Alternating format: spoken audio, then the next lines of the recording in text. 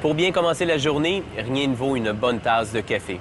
C'est pourquoi en entrant au bureau, on fait souvent un premier arrêt à la distributrice à café. Moyennant quelques sous, ces machines raffinées et entièrement automatisées produisent des boissons chaudes, comme le café. C'est ce qui s'appelle avoir la science infusée, une tasse à la fois. Les distributrices à café de bureau produisent différentes boissons chaudes. Et si l'employeur choisit l'option prépayée, on n'a même pas à y insérer de la monnaie. La fabrication commence avec une feuille d'acier. Cette tôle plate formera le dessus et les côtés de l'enveloppe de la distributrice. Une presse à poinçonner assistée par ordinateur pratique des dizaines de perforations qui serviront à la ventilation et à insérer les raccords nécessaires au fonctionnement de la distributrice. Puis, un ouvrier insère une autre feuille d'acier dans une presse. La machine plie le métal à un angle de 90 degrés. Cette pièce constituera le fond de l'enveloppe. Un ouvrier se sert d'une machine à souder par points pour assembler le panneau inférieur. C'est ce qui abritera des senseurs anti-débordement et des fils. On couvre l'enveloppe avec une peinture époxy en poudre. Le procédé donne une charge statique à la poudre en attirant le métal comme s'il s'agissait d'un aimant. L'enveloppe émerge avec un revêtement foncé. Ici, on installe un ventilateur qui dissipera la vapeur et la chaleur à l'intérieur de la machine. Un autre ouvrier assemble l'un des deux mécanismes d'approvisionnement de café, les tarières. Quand la distributrice est en marche, elles amènent le café moulu à l'infuseur. Il installe les tarières dans ce qu'on appelle un contenant double. Les deux parties du contenant peuvent contenir des mélanges de café variés. Ensuite, on met en place un agitateur. Ces trous de plastique aident à déplacer le café moulu et l'empêchent de s'accumuler. Puis, l'ouvrier aligne des raccords de plastique et les tarières pour brancher le distributeur d'ingrédients. Le contenant double est relié au distributeur d'ingrédients grâce à une vis montée sur un support pivotant. On branche également des fils d'alimentation de courant au moteur du doseur et à un robinet de prise d'eau.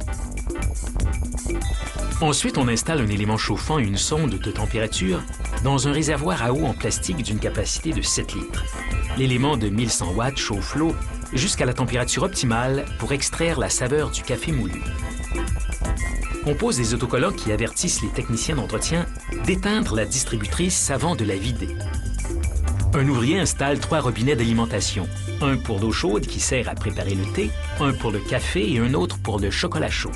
Ensuite, c'est au tour des tiges d'acier inoxydable qui contrôlent le niveau d'eau dans le réservoir. Elles déclenchent un mécanisme de remplissage automatique.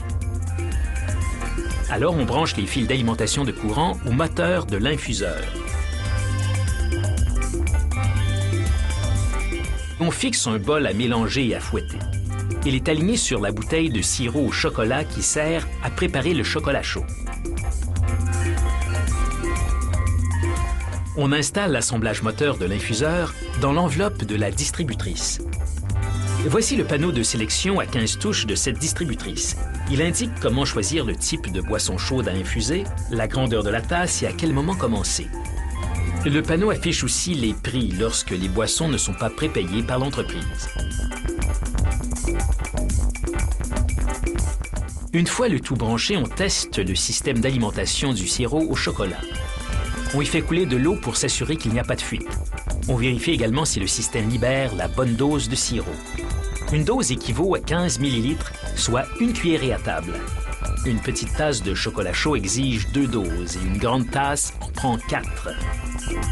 On installe l'infuseur. Il fonctionne selon le principe d'une cafetière à piston en infusant une tasse à la fois.